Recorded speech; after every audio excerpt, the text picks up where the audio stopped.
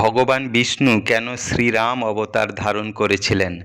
শ্রীরাম হলেন বিষ্ণুর সপ্তম অবতার। বিষ্ণুর এই রাম অবতারে পৃথিবীতে আবির্ভাবের কারণ ব্রহ্মার বরদান। ব্রহ্মার আরাধনা করে রাবণ এক এমন বর প্রাপ্ত হয়েছিলেন যে তাকে হারানোর ক্ষমতা ভূভারতে কারো ছিল না। তিনি অমরত্বের জন্য সাধনা করেছিলেন, কিন্তু অমরত্ব প্রদান না করলেও ব্রহ্মা রাবণকে বর দিয়েছিলেন, দেবতা, গান্ধর্ব, যক্ষ এবং রাক্ষসকুল কেউ তাকে বধ করতে পারবে না।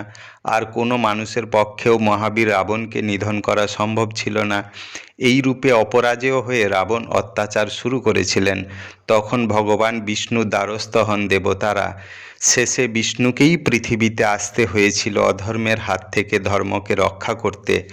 বিষ্ণু মানুষ রূপে কৌশল্যার গর্ভে জন্মগ্রহণ করে রাবণকে নিধন করেছিলেন।